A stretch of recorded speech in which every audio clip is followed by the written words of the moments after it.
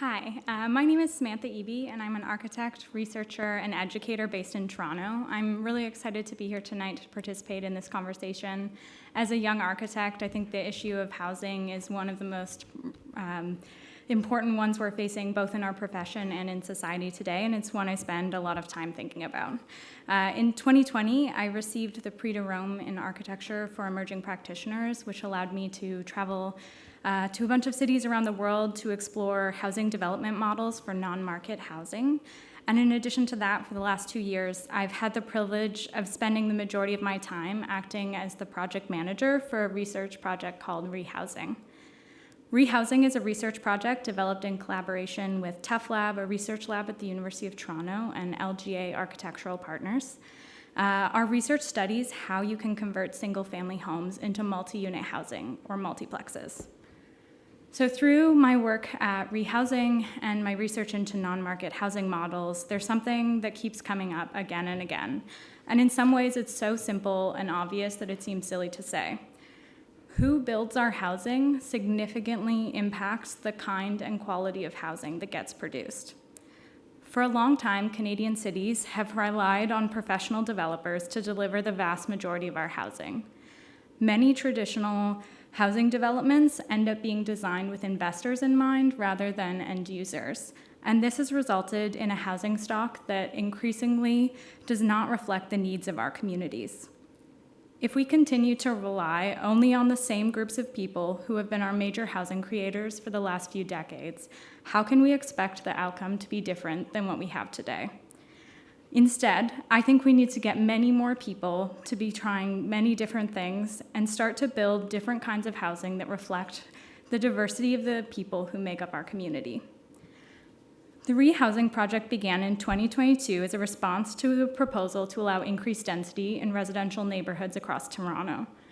This is not a unique proposal. We're seeing a trend across both Canada and the United States, including here in Vancouver, where cities are revising zoning regulations to permit additional housing units on single-family lots.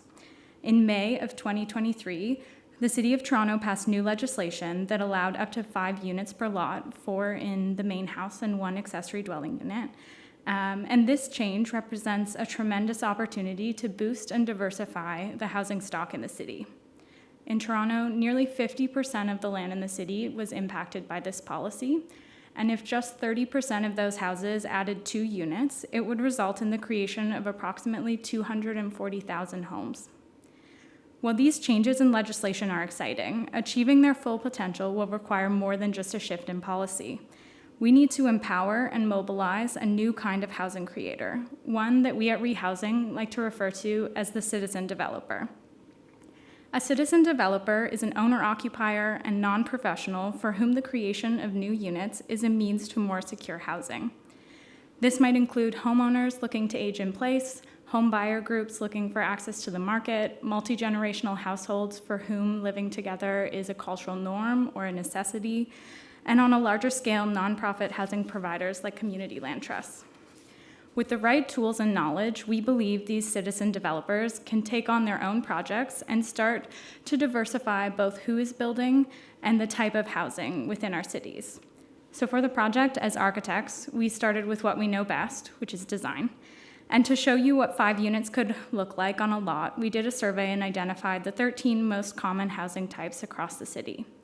Toronto's a big city, and the houses that you find there are quite diverse depending on when they were built and where they were built in the city. So the homes in our catalog range from the pre-war row houses and interwar semis that you find around the downtown core, to the bungalows and backsplits of the post-war suburbs, to the newer housing that you find in the outer rings. To make the project broadly accessible, it was important to provide options. So for each house in the catalog, we provided designs in 4 categories based on the level of complexity and cost for the intervention. So this ranges from low, which is only interior renovations, medium, which includes minor additions and accessory dwelling units, high, major additions, and new, where the existing house is torn down and a purpose-built multiplex is built in its place. All of our designs were made with phasing in mind, each one building on the next, allowing someone to start at a low renovation, and as they build up the finances, expand and build on the work they'd done previously. After completing the design catalog, which is accessible on our website, rehousing.ca, we've worked with an amazing team of engineers, contractors, planners, and students to develop a guide that investigates all aspects of multiplex development, from design to financing and construction.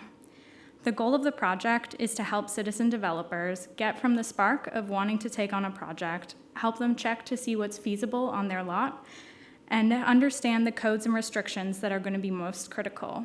And then finally, to help them build a team of professionals that will take their project through to completion.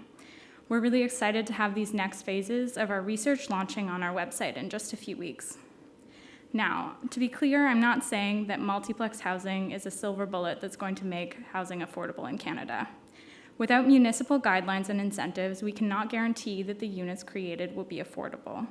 And it won't provide the kind of housing needed by some of the groups my fellow speakers are going to speak to today.